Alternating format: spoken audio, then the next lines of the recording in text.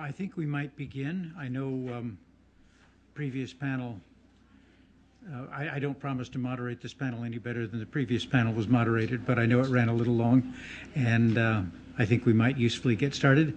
As you know, this final panel deals with the issue of education's role in achieving peace in Pakistan. Education is obviously a vital topic for those of us interested in the problems and opportunities of youth.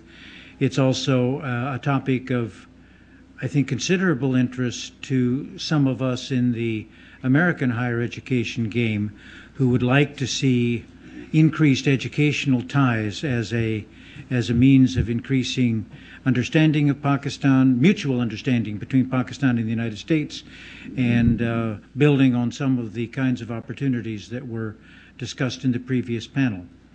We have three panelists. The rules of the game are each panelist is asked to limit his remarks to 10 to 12 minutes, so we have ample time for discussion, and I will try to be at least reasonably efficient in enforcing the time limits. It's not one of the more attractive features of moderating a panel, but essential. And let me introduce all of the panelists in advance, and then let them take the floor. Our first speaker is Dr. Nizamuddin, who assumed the role of Vice Chancellor of the University of Gujarat in 2006. Previous to that, he served as HEC Foreign Faculty Professor in Punjab University's Department of Sociology. He has an experience of 24 years in the United Nations, where he held positions in Jordan, Egypt, and Ethiopia, and as Director for the Asian Pacific region as Director for Technical Policy and Development at the UN headquarters in New York. He has his PhD from the University of Michigan, Master's from the University of Chicago, and BA Honors and Masters in Social Work from the University of Karachi. He will be speaking on new initiatives to enroll youth in colleges in Pakistan. Our second speaker is Dr. Jack Goldstone, who is Hazel Professor of Public Policy and a Fellow of the Mercatus Center at George Mason, as well as a Senior Fellow of the Brookings Institute. Dr. Goldstone has won major prizes from the American Sociological Association and the Historical Association for his varied work on revolutions and social change, and has won grants from the MacArthur Foundation, the U.S. Institute of Peace, the National Science Foundation. He led a National Academy of Sciences study of USAID democracy assistance, and he's worked with USAID and other agencies in the U.S. government on developing their operations in fragile states. He's also worked with the National Intelligence Council on the World 2030 report and the Bertelsmann Foundation on Global Megatrends Project and the U.S. Holocaust Museum's Genocide and Atrocity Prevention Task Force. He is a leader of the Political Instability Task Force, which provides research support to the U.S. government, and has written widely on the Arab Spring and other revolutionary events. He's the author of the forthcoming A Very Short Introduction to Revolutions for Oxford University Press's popular VSI series. He received his PhD from Harvard University. The final his talk is on education as a route to prosperity and peace in Pakistan. Our final speaker, Mr. Moeed Yusuf, is the South Asia advisor at the U.S. Institute of Peace Center in the Center for Conflict Analysis and Prevention, and is responsible for managing the Institute's Pakistan program.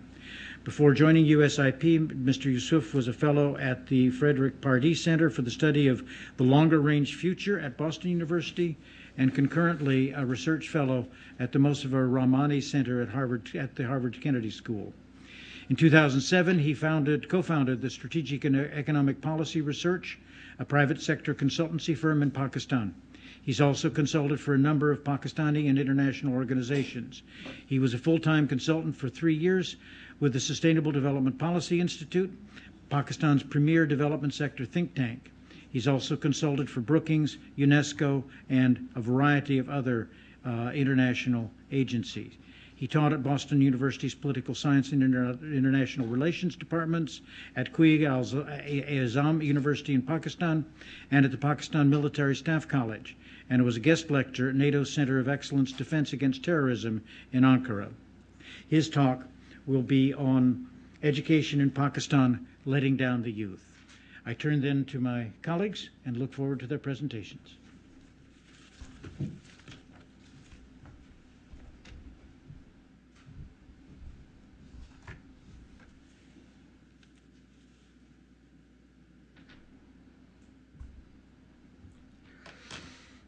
Thank you very much. It's not easy to come at the end of the day, when especially all the demographics of the youth have been discussed and presented by many speakers. My whole argument was based on the demography of young people, but that has been discussed now. Let me focus on then. I'll skip my slides and focus on the new initiatives for the youth in Pakistani education system. I had divided this presentation into 4 sections, but I'll go to the section 2 directly because we have discussed, let me see, we have discussed already this. One thing I want to again repeat, that I think we are a little bit underestimating the youth's problems of violence and the challenge that they are facing in Pakistani society. They are pulled from different directions, for different sects, different groups, different ethnicity. They are confused many times and they don't know which way to go. We need to recognize this issue for youth, apart from other needs that they have, because the family structure, the hate discourses, the media, the narratives all about ethnicity, sectarianism, violence, extreme groups, that cannot be underestimated. I'm not saying they're major factor, but they are not to be underestimated. But they are, of course, dividing the youth and diverting their attention from attaining peaceful education. Our education system really, when we have not paid attention in the last 65 years, that this is a very, very hackneyed, old-fashioned, bureaucratic system. Our graduates that come out of the colleges and universities are primarily being produced for clerical maximum job, you can say. The basic sciences graduates go further up to PhD. Again, not much research, not much innovation, not much development. They just repeat what they learn from the textbooks in the West. Nothing innovation. There's no labs, laboratory which can really produce innovative scientific research in Pakistan. So I'm sorry to say a negative thing, but that's what I've seen, that you have good, beautiful laboratories, chemicals, but only to do maximum master's thesis work, not beyond it. So higher education, in spite of the fact that the last 10 years, the Higher Education Commission has been investing a lot of money, but still the backlog is so large, they could not attract or pay attention to the institutional problems of higher education, which is curriculum, faculty development, faculty institutions, and the capacity of the graduates coming from those colleges, which I'll talk to you about soon, what is happening to the colleges. So I think we need to, the demography of youth as such that the unemployment rate looks, because they're not seeking jobs. So many of them don't go and seek jobs. You can see only 58% are in the 25, 29 seeking jobs. The rest do not. I don't know what happens to them, because they are not in the labor market. They're not looking for jobs. They're not skilled enough to go for jobs. That's why they are not there. So the female situation is improving in terms of education, but employment status again is not that great. I have seen theses in my university that girls, in spite of having degrees, they don't really go out and work in the marketplaces. And the myth of social cultural barriers is being broken. This is more institutional factors, the structural factors that are prohibiting them to work, not social cultural values. They want to work, but there's no peaceful environment to work. There's no system of communication, transportation to work. Jobs are not available within the community where they can go out. Public transportation system is not safe. Environment is not safe. Though they have degrees, but they cannot work. They want to work, but they're not able to get the job. So it's not culture, it's not values, it's the institutional, it's structural factors that are prohibiting them. Demography is there all over the place in Pakistan. Simultaneously, we're having young people growing, very large numbers. Also, old people growing very large numbers. That the demography of older persons we have not touched here. That's also will be a big factor in Pakistan's growth and development, because at the moment there are 12 million 60 plus population, and they're going to be 50 million by the end of 2050. same number of young people will be there. And then the question will be how the resource will be diverted to both young and old simultaneously. Working age population, of course, increasing because of the age structure. But what's happening that this working age population, we are not using them. As this morning, Dr. Mehtab Karim mentioned that demographic dividend the Asian tigers had received, had benefited. We are not doing it. We are already losing opportunity. We have lost opportunity because we have not invested in their skills development and higher education. We have maximum amount of young people go to colleges about 5%. Just 5% of the total who graduate from high school go to higher education. And out of those 5%, hardly 50% graduate. The rest actually fail after trying 2-3 years. So the scenario is very, well, on the one hand, very upbeat, that very young. You have heard so many initiatives of young people taking place. The young people are using technology. But we're talking about only a few thousands, few hundreds of thousands. We are talking about millions of young people in Pakistan. They need really special attention, which is not being given. So how can they involve them in development and achieving peace?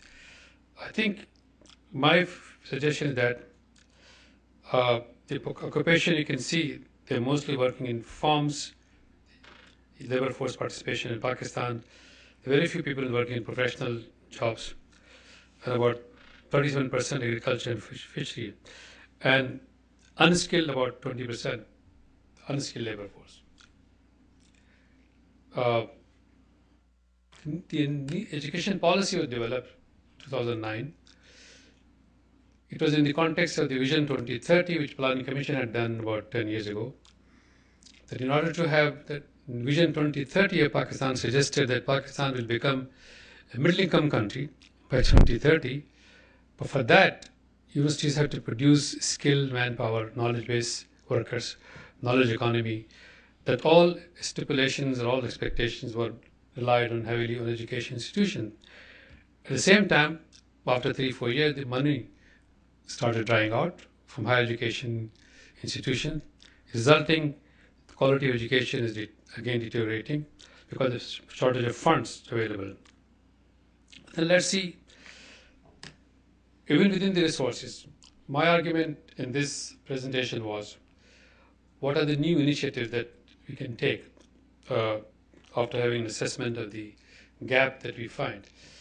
The gap is that our education system is not creating the kind of labor force, the kind of knowledge economy workers that we need to do. They're not producing it.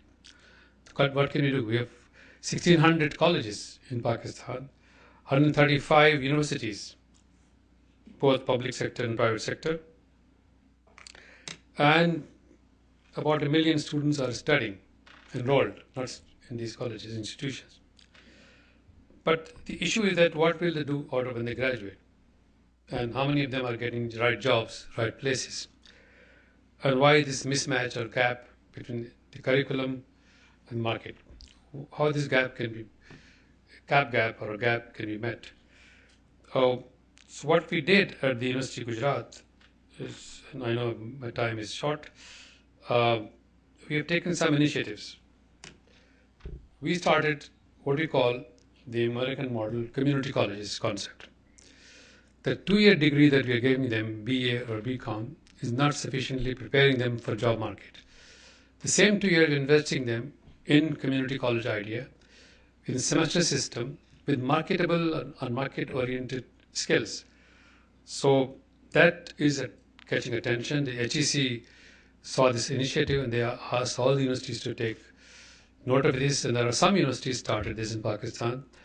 And if you have 1,600 colleges, my proposal that convert them all into 2-year associate degree program. They're already 2-year colleges. They are not 4-year colleges.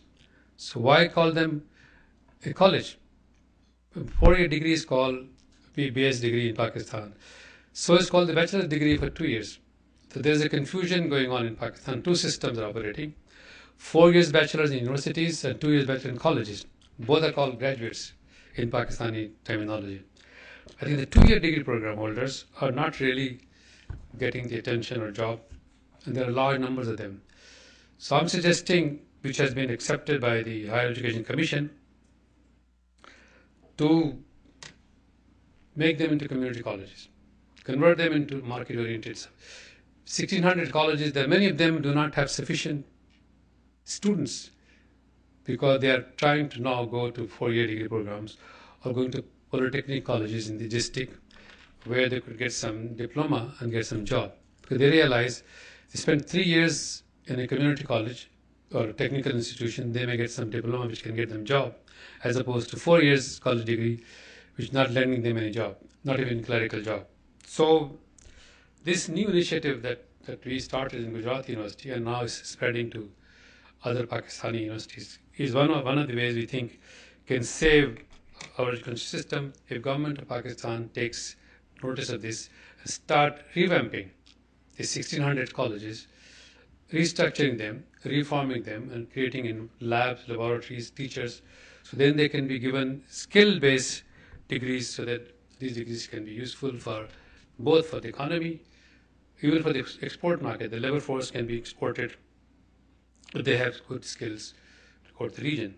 So my major punchline of this whole presentation was that there are possibilities for young people to get them out unemployed. Those are coming to universities. Those are coming to colleges. Of course, there's a large number of them do not even see the college phase. Something has to be done for them, like the entrepreneurship program that we talked about.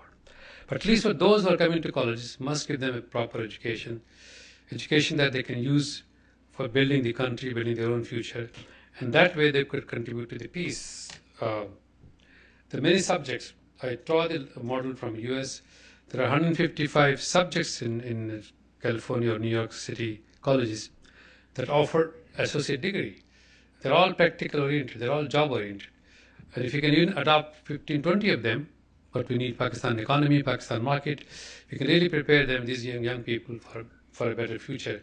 And that way we're giving them jobs, dignity, respect, and then they will be then contributing towards peace and development. If they don't have jobs, they have degrees but no jobs, and that will really disturb them to. So my suggestion that we should really change the education system in Pakistan, bring them to the new system. But universities can continue their 4-year degree programs, but need to build a large number of young people coming to this and start community college system in Pakistan. That could really save, in my opinion, the economy of Pakistan as well as the Pakistani universities and Pakistani young people to come into. They should not be treated, and not everybody should be treated the same way as we're doing this. They give the same exams to everybody without realizing aptitude, skills, interest. I think we need to cater to the needs of the young people's, their own vision, their own future, offer them opportunities to diversify and get into different possible jobs. That's the basic message, that let's restructure, reorganize, reform our college education, at least apart from the school system. That's a separate subject altogether. But our college education, university education need to be restructured, reorganized, so that meets the requirements of the modern day, as well as keep the youth skilled and developed, so they don't learn into non-peaceful activity that they usually end up because of lack of jobs, lack of skills, and lack of confidence levels. Thank you very much. I'm going to speak from the table, if that's all right. Let me first thank Mitab Karim and George Mason for focusing our attention on Pakistan today. And then I want to endorse everything that was said by my colleague here at the table, Dr. Nizamuddin. I agree with him, and I will try and explain why it's so important to follow the recommendations that he has laid out. We've already heard that Pakistan's population will double in 30 years. The number of young people, rather, will triple within that time. And so, in a sense, Pakistan stands on the verge of either a great opportunity or a great crisis. If the new generation that moves into the job market in the next 20 years has greater education, greater access to capital, greater entrepreneurial connections than the past generation, then Pakistan's income will grow and the goal of becoming a middle-income country is quite feasible. On the other hand, if the current generation does not have a more marketable education, does not draw in foreign investment, does not become more competitive, then it is unlikely that Pakistan will reach that goal. And in fact, a much larger population of youth, if struggling for work, if struggling to compete with other countries, is likely to create a large reservoir of discontent rather than a reservoir for economic growth. Now, the presumption generally is, well, the solution for all this is education, and education is good. Who can argue with that? The more education, the better. But I think that is far too simple a view. If we want education to contribute to peace and prosperity, one has to tailor education to the context, both the context in Pakistan and the global economic context. I think one can get complacent if one says, as one of our speakers did earlier today, that Pakistan was able to achieve 6-7% growth with the existing capital base earlier in the decade. That is true.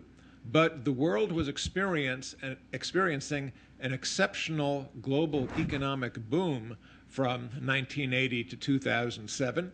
That was a period of great global expansion. China was entering the global market, India following close behind.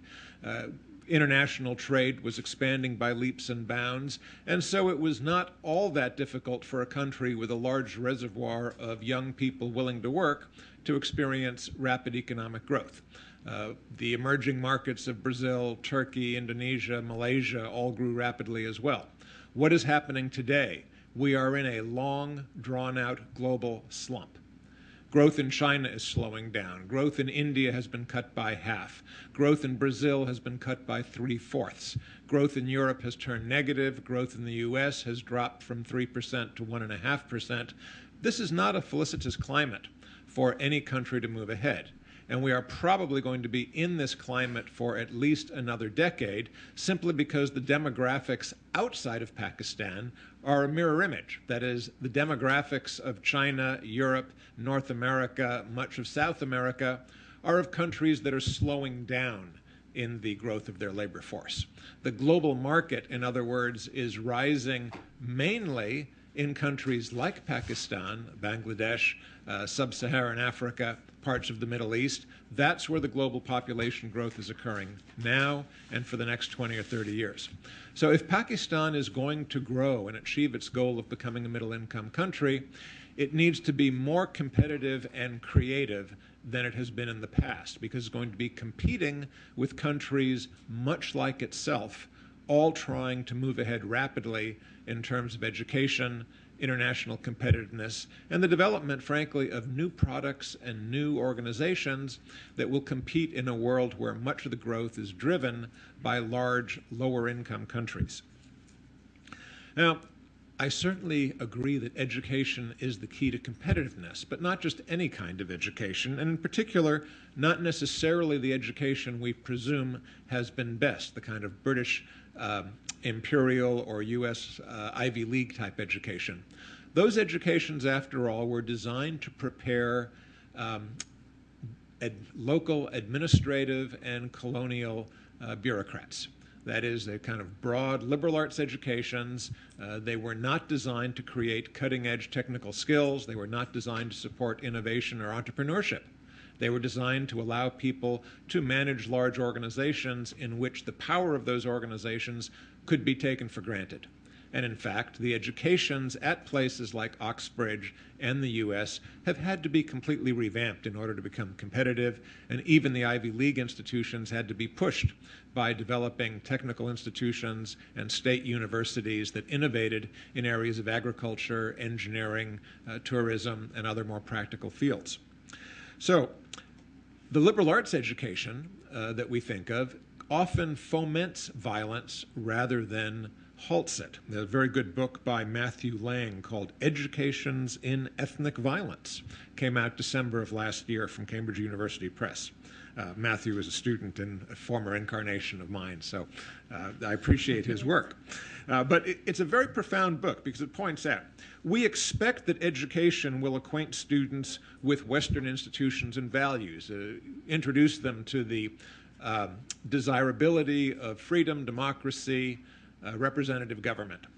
While that can be true, education also acquaints students with the history of colonialism, with the history of Western oppression, and therefore often with the history of Western hypocrisy, in which Western countries often claimed to be bringing benefits to countries where they were colonial powers, but in fact left a legacy of resource extraction and human exploitation. And indeed, this type of education can often make students more aware of their own culture, their own history of conflict, and strengthen an oppositional identity. We might expect that education makes people more reasonable and prone to use debate rather than violence. But education also makes people more skilled in organizing and better able to acquire the means and opportunities for violence should they believe that that's the only route or the best route by which to advance their interests. We hope that education encourages people to be creative, to build a future, to make progress, but that's partly because education raises expectations of action reward, and that people will invest and be rewarded for making those efforts. It turns out that when those expectations are not met, when people find their education does not lead to opportunities or advancement, they're often drawn to ideological radicalism. Indeed, if they encounter corruption blocking opportunities, constricted economic options, and a lack of personal freedom, they often become advocates of radical change. It's worth recalling that the American Unabomber and Osama bin Laden, one thing they had in common was an engineering education and a diagnosis of Western values as the source of trouble in the world. Now, there's just no guarantee that education inoculates people against violence. It really depends on an individual psychological situation, on the nature of the country that they're in.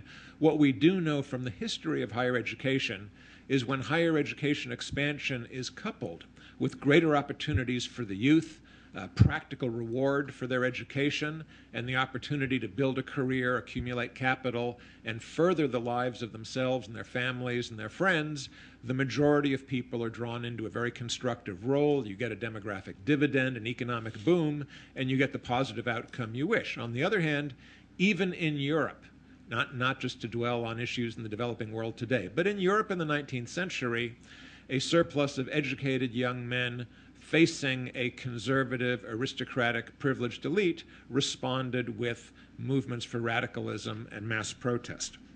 Now, some people point to religious education as the problem in Pakistan and say a secular education would improve things, that the religious education or the kind of dull, monotonous, bureaucratic education we get reinforces prejudice. But in fact, there's a study has been done of Muslim education in Indonesia, a somewhat similar country in many ways, by Mark Woodward and colleagues. And what they found is that the linkage of Muslim education in Indonesia with radicalization was wrong.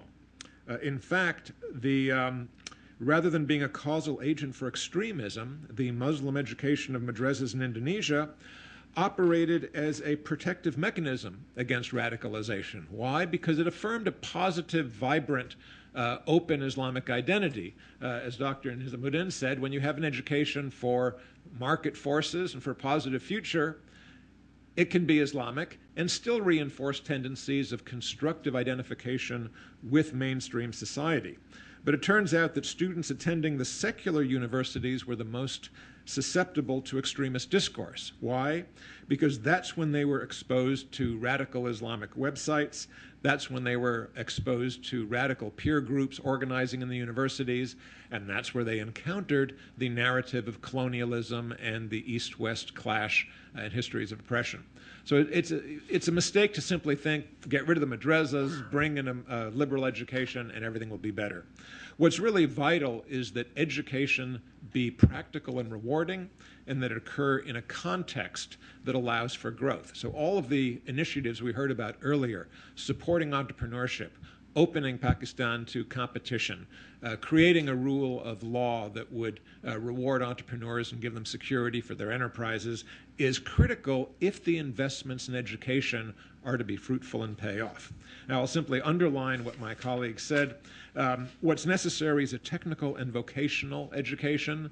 The community college model in America has been enormously productive and educates far more people for jobs than the elite Ivy League type schools, often cooperating with organizations like NOVA, Northern Virginia Community College Network, will be more productive for an emerging market country than simply trying to copy the models of Oxbridge. Similarly, women's education is absolutely vital on two counts. First, as I mentioned, Pakistan is entering an extraordinarily competitive moment when Pakistan's economy will be forced to compete with similar emerging market economies for access to similar markets. It's vital for all Pakistanis to recognize that Pakistan will not be globally competitive with half the population oppressed. It's like fighting with one hand tied behind your back. The role of women is vital. Also, in order to blunt the demographic tidal wave engulfing Pakistan, women's education is the most effective means of giving women greater control over their reproductive life, improving reproductive health, and reducing unwanted pregnancies. So for both of those reasons, women's education has to be a critical part of the mix. Lastly, I'll simply say that university education and cooperation with U.S. institutions is something I hope we will do and that will be valuable.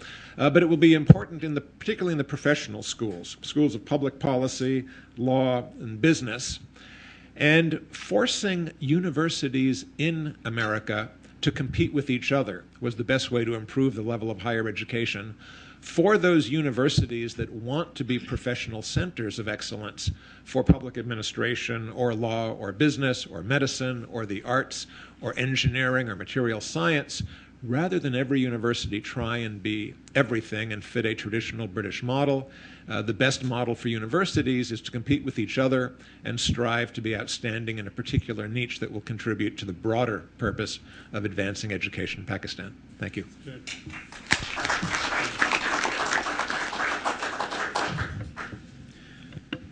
Thank you. What's the fun of organizing a conference if you can't find a spot for yourself? It's probably the only reason I'm here among esteemed colleagues.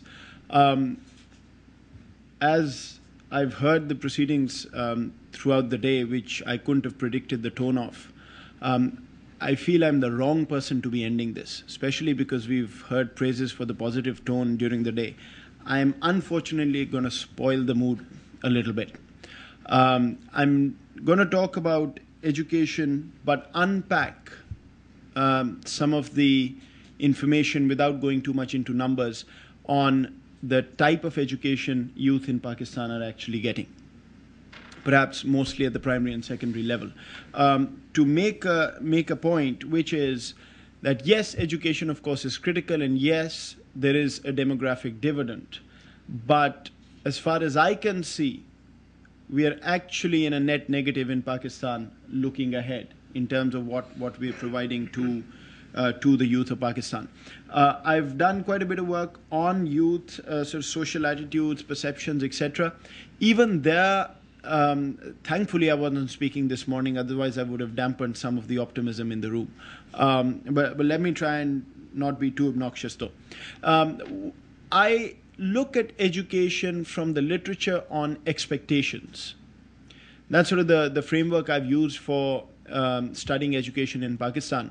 And this literature essentially talks of education as an expectation builder in three aspects. One, the expectation that parents can send kids to school, the access. Second, once you have access, for the education to be qualitatively good enough that you can actually learn something out of that. So learning outcomes have to be positive. And third, once you're done through that process, you have some commensurate employment that you can find in that particular environment that you get out of. And this literature also talks about what happens if you're unable to provide that. And since we're talking about education and peace in this panel, one of the outcomes is a feeling of being marginalized and alienated from mainstream society if you are the ones who are not being able to fulfill these particular three aspirations. Alienation, deprivation, marginalization, if you look at that literature, it will tell you that it has a very strong correlation with discord and in environments where extremism is rife with radicalization. So that's sort of the connection. And again, it's not a causality, but there is correlation. And interestingly, the shift from alienation to radicalization happens more in societies where there is relative deprivation, not absolute deprivation. So you've got well-educated people getting out and getting great jobs, and then you've got a segment of poorly educated people not being able to find anything. Those are the societies that are more prone to discord than the absolute deprivation models. Let me talk to each of these three expectations and argue that Pakistan has so far failed in each one of them, and perhaps looks like it's going to have a hard time coping with this as we go forward.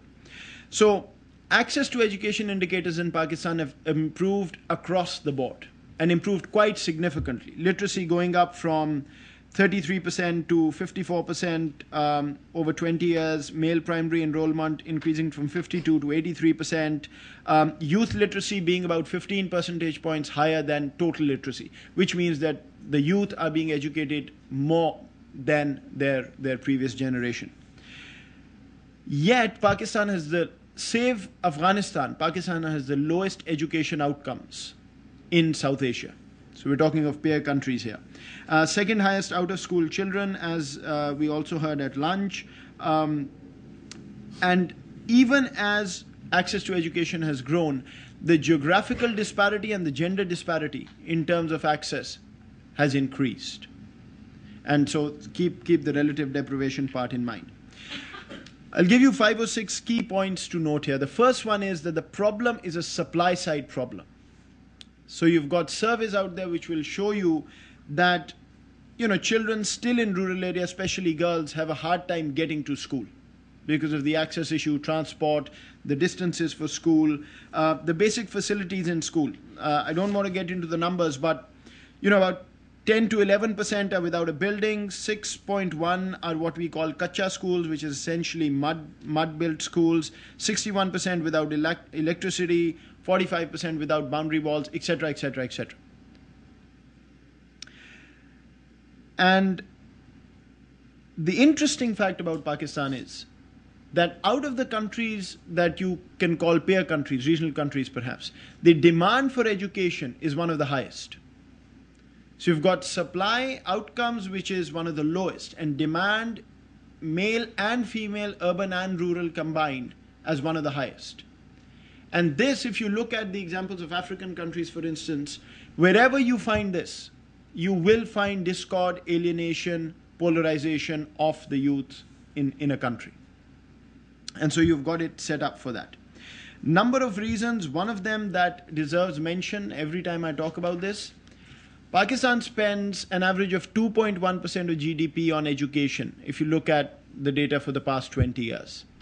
And I've done a lot of security work. I started off in development. There are other people who look at this. We make all sorts of arguments on why defense is important, this is important, that is important. The fact of the matter is that the Pakistani state has made a choice not to educate its children, period. There are no two ways about this. It's 180 million people, 2% of GDP. No country has managed to do it with this amount of spending. And yes, I understand that there's a lot of leakage. Only 30% of this actually gets to where it needs to get to. You've got something like 61,000 ghost schools, etc., etc. All of that is true. But if this number remains at 2, 3, 4% over the next 10, 15 years, there is absolutely no way you can break this barrier. It's as simple as that. The second sort of expectation is the qualitative one. And herein I think lies Pakistan's fundamental problem if you're looking at education and peace and the link between them. Let me unpack some of the discussion that has taken place on education throughout the day today. You've got 3 education systems running in parallel. You've got the public schools, which are about 60-65% of the kids. You've got the private schools, which have non-elite private schools and elite private schools.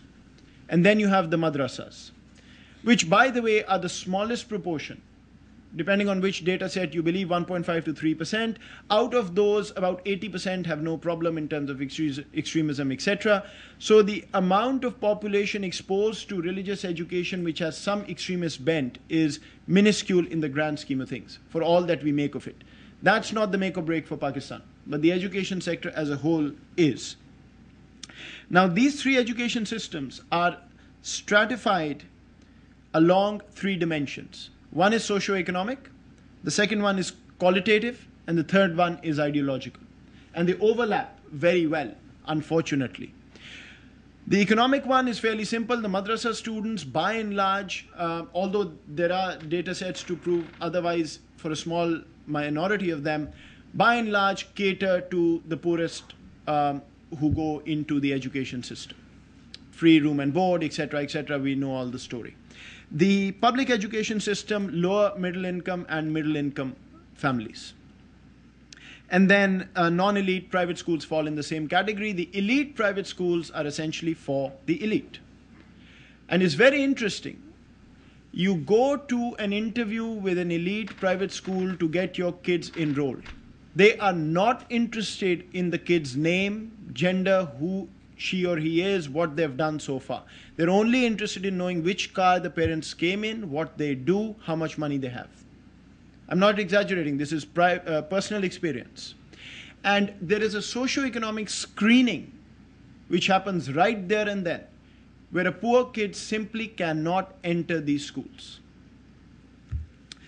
That's the first sort of stratification. The second one is qualitative. The madrasas are of varying quality if you look at religious education as the benchmark. But what is true is that they are being prepared for jobs which are either sort of imams at mosques or in the religious field, which is a very small employer, and have very little access to the mainstream job market. The public schools are essentially low quality education. I won't get into sort of the distortion of history and this and that, but the fundamental point here is language skills are very weak. The education system forces you towards rote memorization, etc., etc. The only good thing about it is that I still remember what I learned in grade 8, and I will never forget it because of the way I learned it. But you know, the quality is a serious problem. And then you've got these elite education centers, which are catering to the elite, kids of the elite, who are actually fairly good in educating their kids, fairly objective. Even when they teach subjects like Pakistan studies, which are perhaps distorted in history, they have a lot of leeway on how to implement that. And most of these kids have exposure to the West, come here for summer vacations, etc., etc., and thus are much less liable to fall into the trap of that sort of stereotyped vision. When I was in school in Pakistan, we used to go to field trips to sort of rundown places and temples and parks.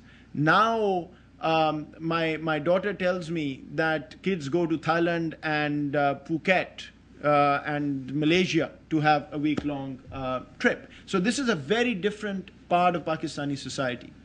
The third level of stratification is the most dangerous in the youth and peace kind of link, and that's ideological. And there is now enough data, Tariq Rahman, Chris Fair, and others have sort of worked on this, where you're not being taught extremism in madrasas, but you are more likely to be sympathetic to an Islamist worldview than your other counterparts. The public school less so, but still very much idealizing historical Muslim invaders, idealizing the Iranian president, for instance, Saddam Hussein, and the elite school kids idealizing a Hollywood star or a baseball player or a basketball player or a football player or whatever it is. The point here is not the different visions. The point is that you have created polarization within the education system. I want to make one other point for people who have exposure to Pakistan and have grown up in Pakistan in the last 10, 15 years. How many of you have had any involuntary opportunity to engage with kids who are not from your socioeconomic strata? The only time you as well-off families would engage with kids who are underprivileged, as either if you're volunteering for something, or if they're kids of your house help or your chauffeur or your cook or whoever it is. So there are two places on earth which understand Pakistani youth the least: Washington, D.C. and drawing rooms in Islamabad, Lahore and Karachi. I'm sorry, no, I don't mean to be patronizing, but the sort of love lost we have in drawing rooms of these cities for Pakistanis and poor Pakistanis, and oh my God, we are the problem, because we actually keep them where they are and have no incentive to bring them into the mainstream.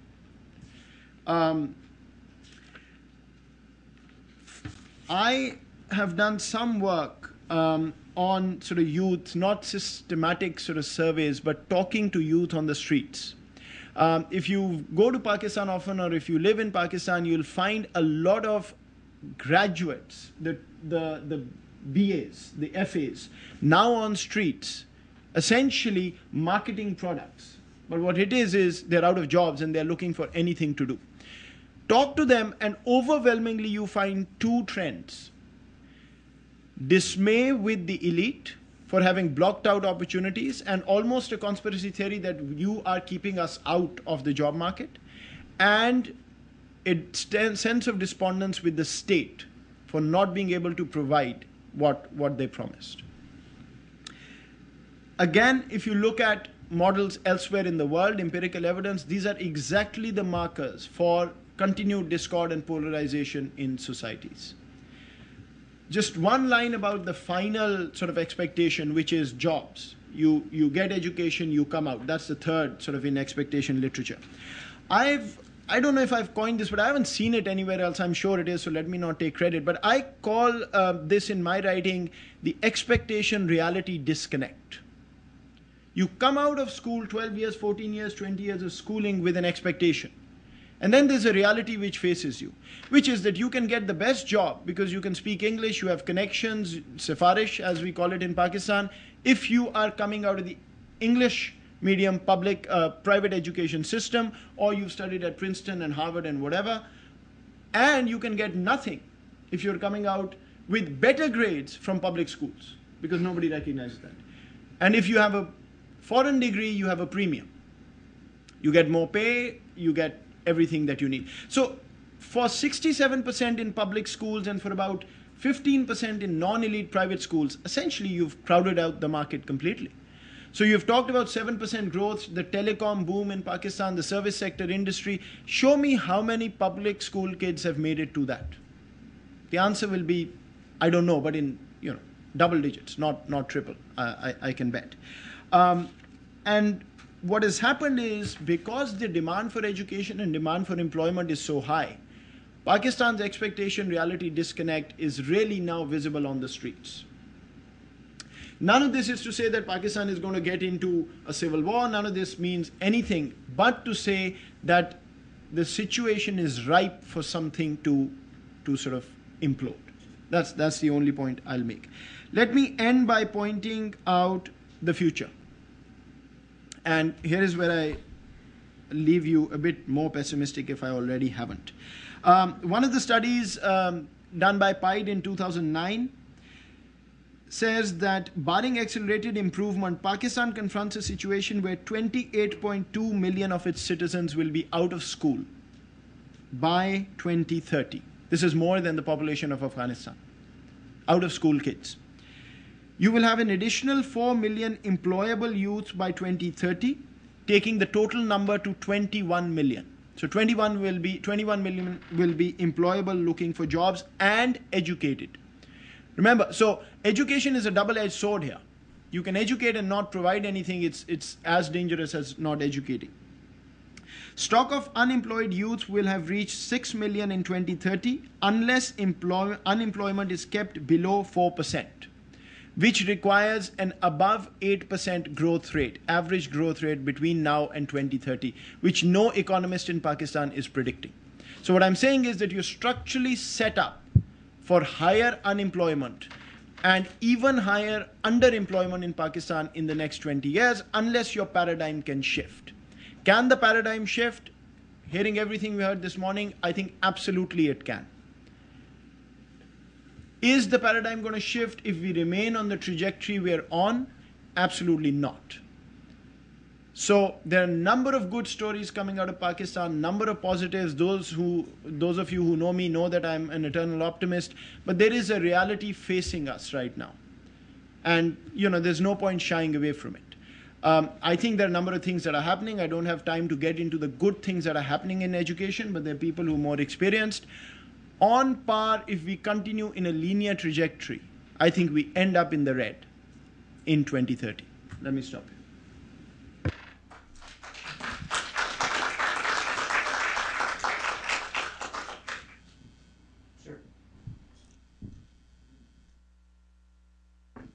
I think it was the last presentation was the most realistic presentation. And let me add another dimension which we haven't discussed, and that is the teachers. You see, we assume that the teachers are available and they are capable of teaching it.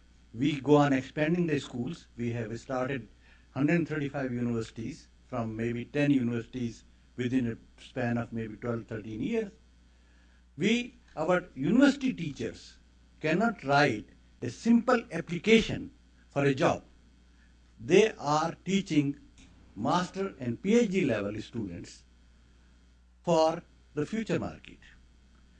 Our primary school teacher has a metric degree which is based on a curricula which was prepared by Britishers to prepare their clerks. And they are sent to 6 months in a school to get a diploma for teaching. And the same curricula which was adopted by Britishers has still remained in place. I don't know how, what Mr. Nizam said, and whatever anybody says that we can change, unless and until we change the teacher quality, nothing is going to change whatever you do. And the best example is the failure of the higher education system, because that's a waste of resources. And I can assure you, I spent 6 months, 2 years back with Dr. Nizam's university. The teachers I have seen there who are teaching the same classes which I was teaching, they even using the notes prepared in 1974 when they were students as the basis of the class notes and spreading them and circulating them. So I don't know how we see the future. Shall we accumulate a couple more questions and then ask for panel reactions?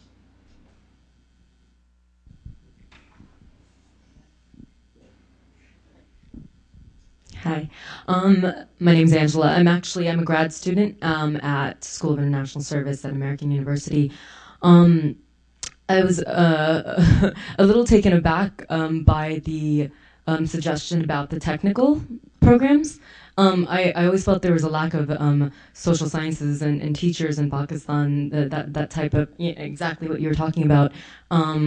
And, one of the things that I know China does is that they send a lot of their students, they're mostly STEM students, over to the US to get a high quality education with the condition that they will come back and be offered a job in that field. So I didn't know whether there was a possibility to create opportunities rather than change the education system, because the problem is that they don't have opportunities with the education that they have by, I don't know, maybe something like, a program like Fulbright, which is the largest in Pakistan, to have occupation-specific scholarships, specifically for teachers or, other sort of occupations that are necessary. So.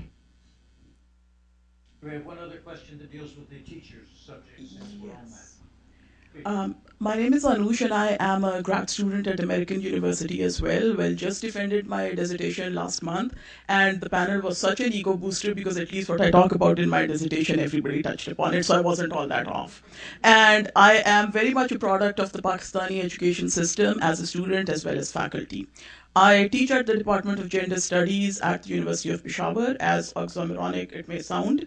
One of the questions sort of building up, and I think this is more for Dr. Nizamuddin here, as I understood, and please correct me if I'm wrong, as I understood, you said that how there was this initiative coming from or at least being patronized by HEC, that some of the colleges were going to be sort of changed into community colleges. And building up on the teacher's question here, I was wondering, so are the teachers who are already teaching in those colleges, have they been taken into some kind of a confidence, or has a dialogue sort of taken place with them?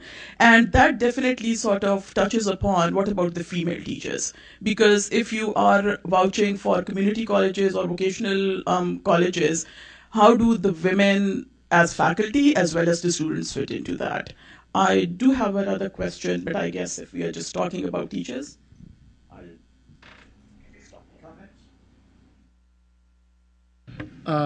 Thanks. I'll just take the sort of first comment that was made. I know I don't qualify as a youth because I'd completely forgotten I'd done something on teacher development long time back in an earlier life.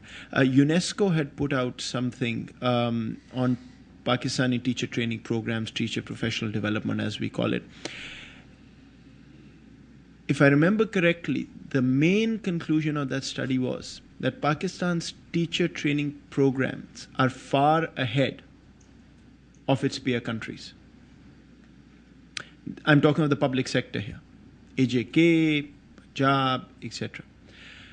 The problem is not what the teachers were being taught. The problem actually is who is actually becoming a teacher.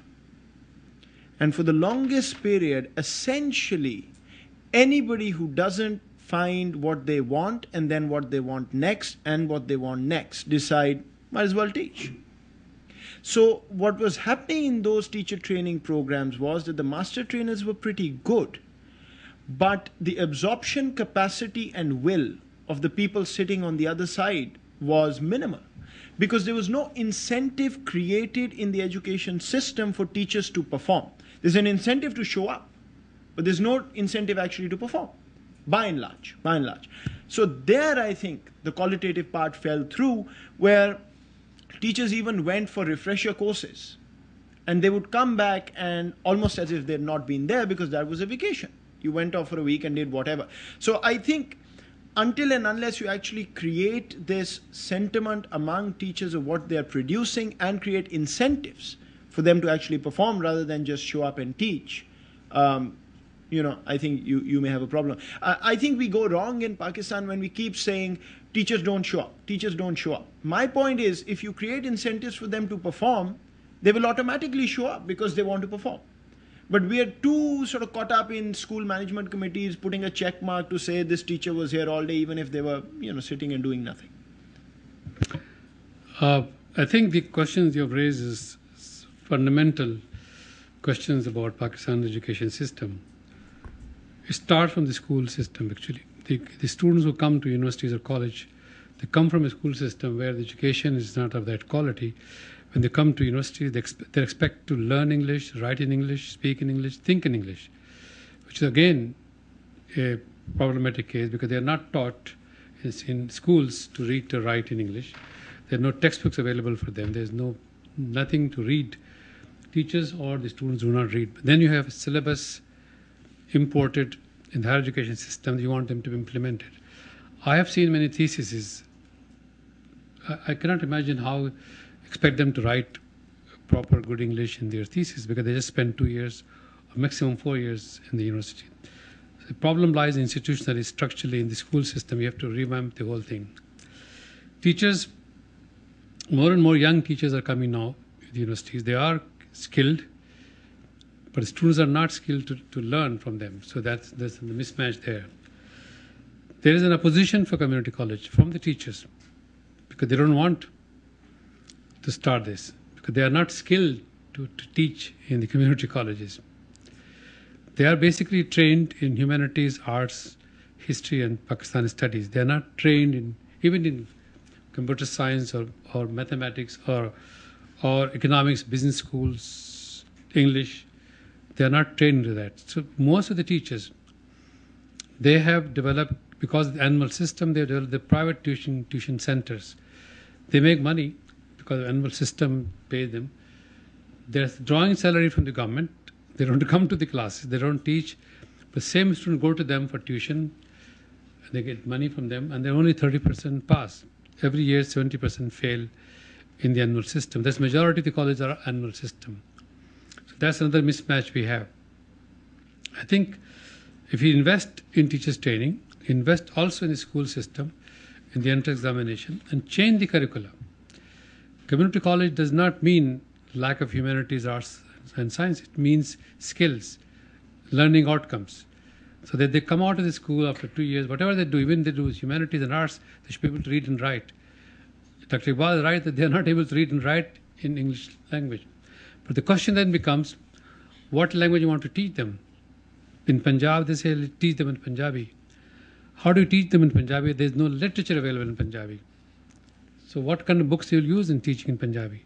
So they ultimately end up using Urdu. Again, not their mother tongue. In Sindh, they have developed Sindhi as a primary basic source of education. In KPK, they developed Pashto. In Balochistan, they have developed Balochi language. So if you have a vernacular language and they have literature available in them, of course they can do better. But that's another problem we're facing in Pakistan, that we are not yet decided in what language you want to teach your students at the early stage of your life. Many people argue that English is a good thing for Pakistan. At least you have some common language for all of the country. You are number 17 country in the world that speak English, but that's a different story. But by and large, for the majority of Pakistanis, we still have a problem of medium instruction. We have not settled on that. There's a lot more work to be done. I agree with Moi's dismal picture that he presented, but still something has to be done about it. We cannot keep on harping and presenting the dismal state. What can be done? And I think my idea of community college was at least to have one segment of college goers who can go to some jobs. There will be always a segment who want to go humanities, arts, history, culture, not necessarily for jobs. You have to have that group as well. But by and large majority want to go to the marketplace, be able to read and write and do some jobs. So for that, I thought a 2-year degree program, because already it's a misconception. You have 4-year degree program, you have 2-year. In order to, this anomaly has to be removed. I thought the best way would be to call them what they are. They are 2-year college institutions. To call them a 2-year degree program and get them some skills so that they could. There, of course, you have to change the teachers. But luckily, the demography of teachers is such that now retiring, more and more young people are coming to the teaching profession, and that may change the scene ultimately. Let me just add there two things that emerged in the discussion today. First, the enormous inequality in Pakistan, as we referred to. If you judge education in Pakistan by the best, the most elite students, the most elite programs, the quality is quite good. But again, in a country with 50 million young people, even if you have 100,000 outstanding teachers, that is simply not enough to educate 50 million youth. One needs to scale up, and if one is going to scale up, teaching has to be a desirable profession for a large number of people, and that requires support.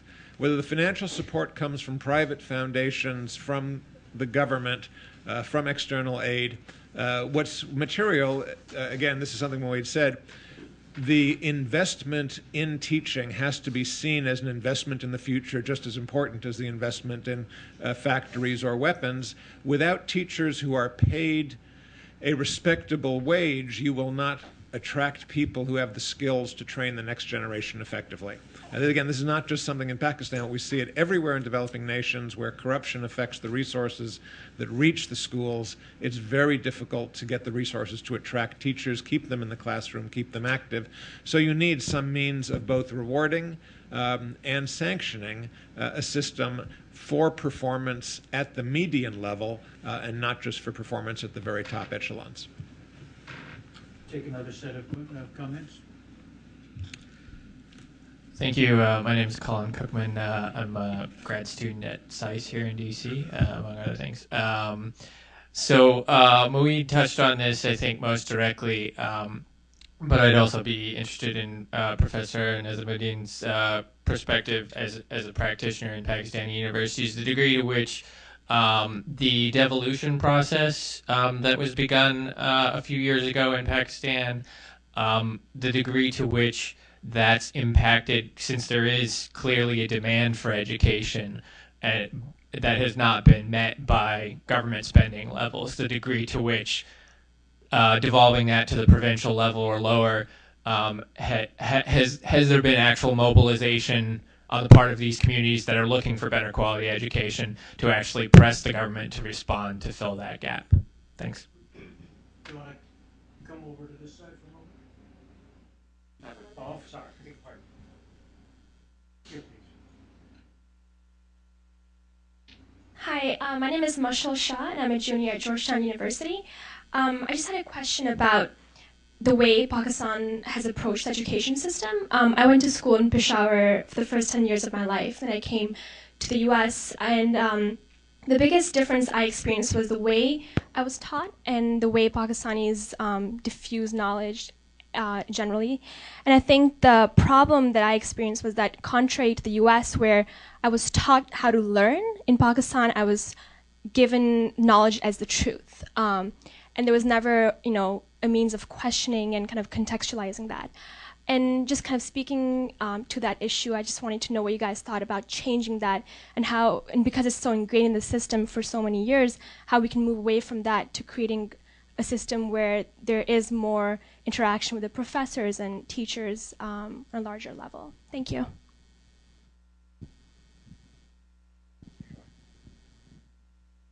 Yes, just what I want you to know that I was one of those cheering and clapping when you gave your presentation. So I don't want to be labeled the eternal optimist, because what you described is exactly the case. I mean, and I think what I see important here is that there are plenty of people who have that data at their fingertips and have written papers, perhaps not as eloquent as yours. I'd love to have your paper, but the obsession that we have with terrorism and so forth, and violent extremism, and the obsession we have with what's wrong, drags us down into a place we can't get out of.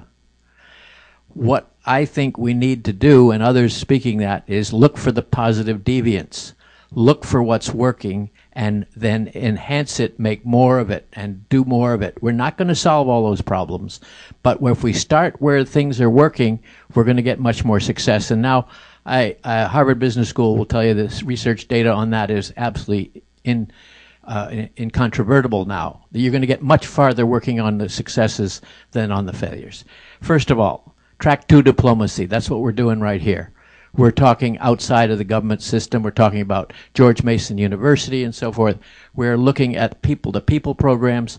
Those are going to make, that's how we got out of the Cold War. People would like to give the president and others credit for getting out of the Cold War. It was track 2 diplomacy. Hundreds and hundreds and thousands of Americans back and forth to Russia and vice versa, and East Germany, that brought it down eventually.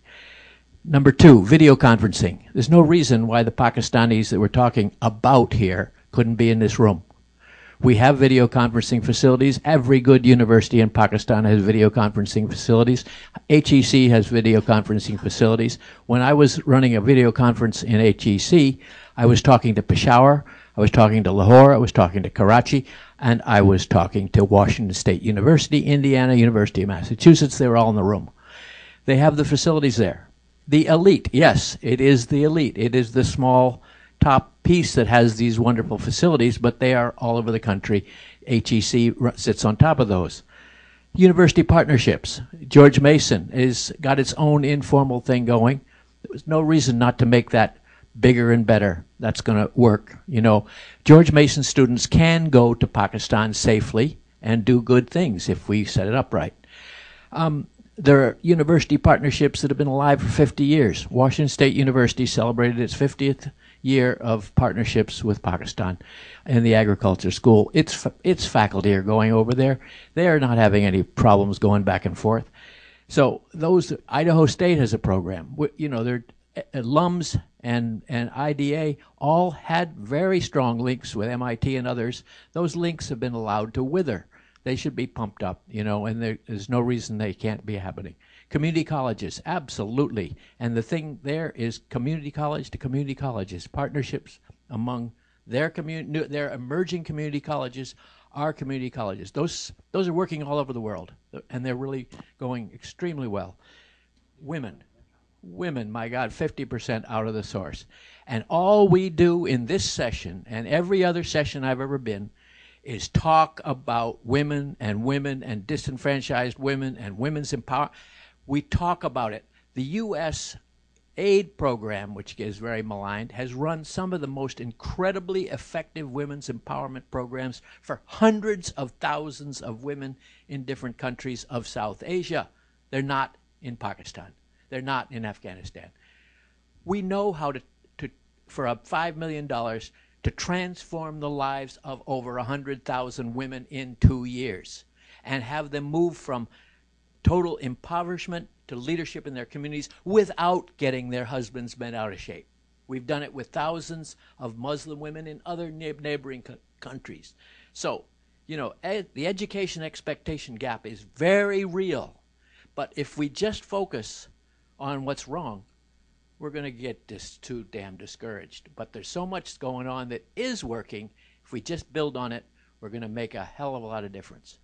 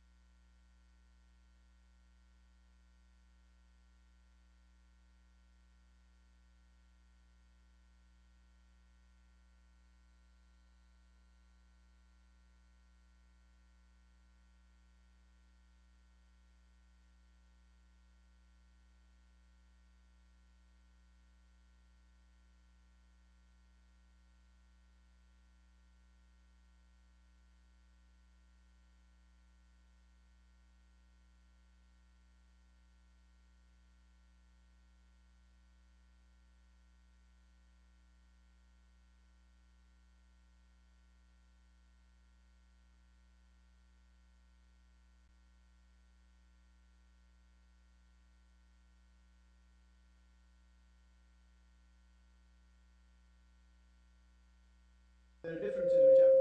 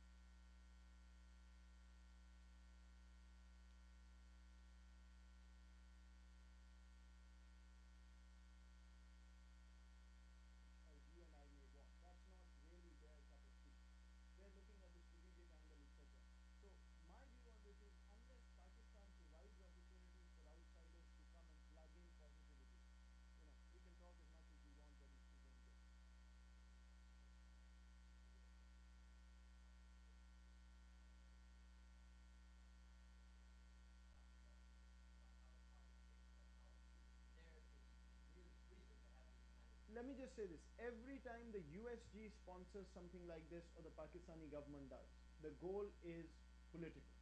And so you have to come to a track 3 level to do this, and I don't think enough of that is happening. I don't think that is what's essential.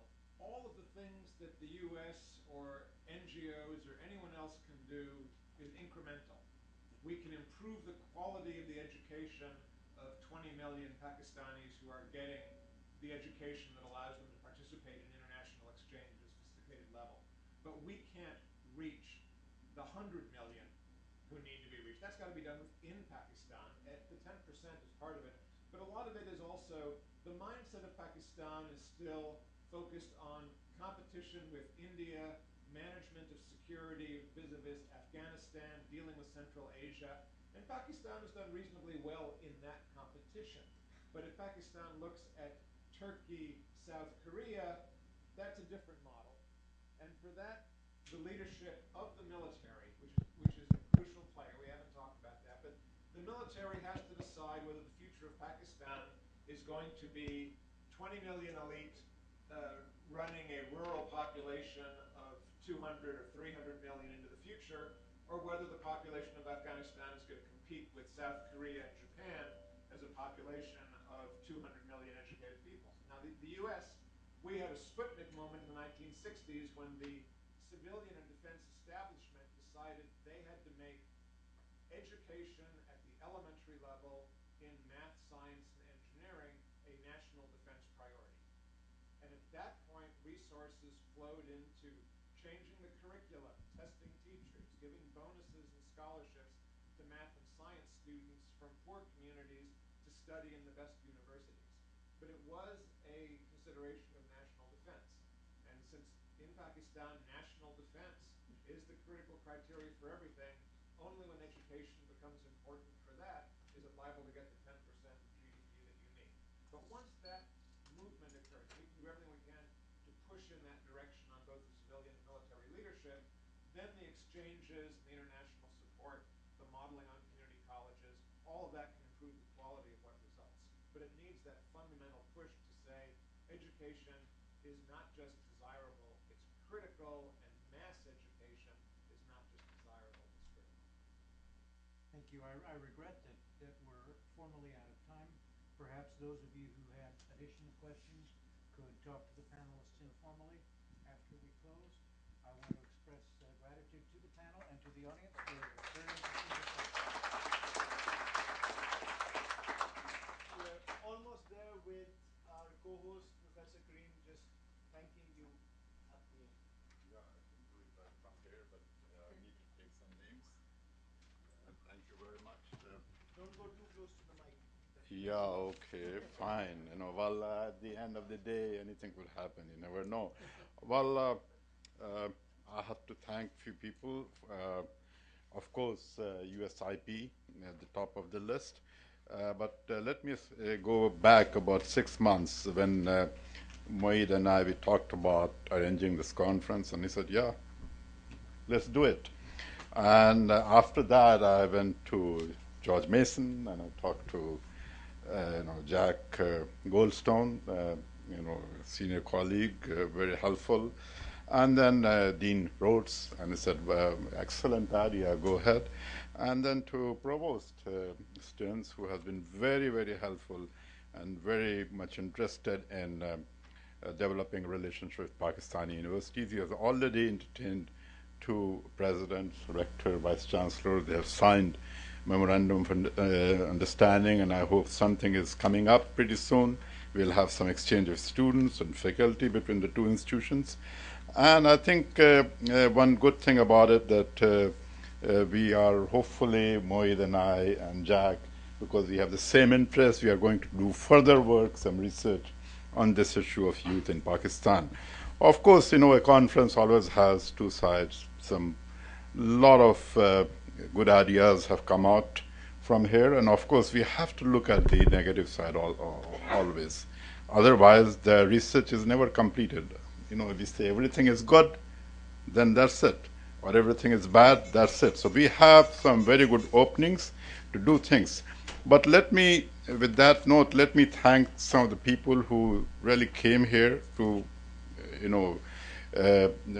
educate us about Pakistan. 3 persons from Pakistan came. One of them, Dr. Nizamuddin, then Mr. Salim Ranja, and Zahra Nasim, some key people from Pakistan in their own field. They really, I would like to thank all of them.